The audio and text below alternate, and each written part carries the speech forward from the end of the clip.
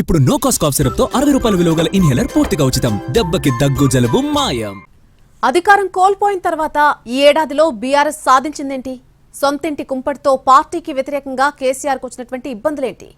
ఏడాది చివర్లో అధినేత కేసీఆర్ బయటకు రావడం బీఆర్ఎస్ క్యాడర్లో ఉత్సాహం నింపిందా? మొత్తంగా 2025 సంవత్సరం ప్రధాన ప్రతిపక్షం బీఆర్ఎస్ కు ఎలా గడిచింది? 2025 ప్రధాన ప్రతిపక్షం బీఆర్ఎస్ కు అంతగా కలిసి రాలేదు. ఒకవైపు కేసులు, మరోవైపు విచారణలతో ఆ పార్టీ ముఖ్య నేతలు ఇబ్బందులు ఎదుర్కొన్నారు. ఫార్ములా ఈ కార్ రేసు కేసులో బీఆర్ఎస్ వర్కింగ్ ప్రెసిడెంట్ కేటీఆర్ ఈ ఏడాది జనవరి 9న ఏసీబీ విచారణకు హాజరయ్యారు. ఇక కాళేశ్వరం ప్రాజెక్టు ఎపిసోడ్లో విచారణకు బీఆర్ఎస్ అధినేత మాజీ సీఎం కేసీఆర్ జూన్ 11న హాజరయ్యారు. ఇరిగేషన్ శాఖ మాజీ మంత్రి హరీష్ రావు జూన్ 9న విచారణకు వచ్చారు.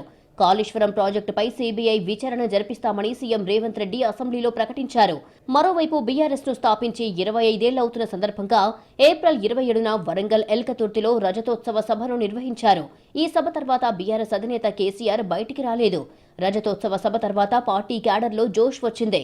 కానీ ఈ సభనే బీఆర్ఎస్ లో కుంపటికి కారణమయ్యింది. కేసీఆర్ కు కవిత రాసిన లేఖ వరంగల్ సభ తర్వాతనే లీక్ అయ్యింది. ఈ ఏడాది కవిత ఎపిసోడ్ బీఆర్ఎస్ లో కుంపటిని రాజేసింది. అంతర్గత విభేదాలు తారాస్థాయికి చేరాయి. గులాబీ పార్టీలో జరుగుతున్న పరిణామాల్ని ఎమ్మెల్సీ కల్వకుంట్ల కవిత బహిరంగంగానే ఎండగట్టారు. దీంతో ఒక్కసారిగా పార్టీలో కలకలం రేగింది. కొద్ది రోజుల అనంతరం సెప్టెంబర్ 2న బీఆర్ఎస్ నుంచి కవితను బహిష్కరించారు. ఆ తర్వాత పార్టీ సభ్యత్వానికి, ఎమ్మెల్సీ పదవికి కవిత రాజీనామా చేశారు. తెలంగాణ జాగృతి తరపున రాష్ట్ర వ్యాప్తంగా పర్యటన చేస్తున్నారు. జనంబాట పేరుతో చేస్తున్న పర్యటనల్లో లోకల్ సమస్యలతో పాటు బీఆర్ఎస్ నేతలను కవిత టార్గెట్ చేస్తూ వస్తున్నారు. బీఆర్ఎస్ నేతలు కూడా అదే విధంగా కవితకు కౌంటర్ ఇస్తున్నారు. జూబ్లీహిల్స్ బైపోల్ బీఆర్ఎస్ ను నిరాశపరిచింది.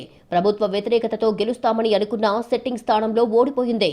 పంచాయతీ ఎన్నికల్లో మాత్రం బీఆర్ఎస్ ఉనికిని చాటుకుంది. ఆశించిన దానికంటే ఎక్కువ స్థానాలు గెలుచుకోవడం పార్టీకి కొంత బూస్ట్ ఇచ్చినట్టయింది.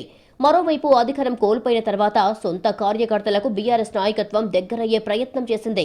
కార్యకర్తలకు ఇబ్బందులు వస్తే కేటీఆర్, హరీష్ రావులు నేరుగా వెళ్లి ధైర్యం చెప్పారు. ఇదే సమయంలో ఏడాది చివర్లో డిసెంబర్ 21న బీఆర్ఎస్ అధినేత కేసీఆర్ బయటికి రావడం ఆ పార్టీ క్యాడర్లో జోష్ ని తీసుకొచ్చింది.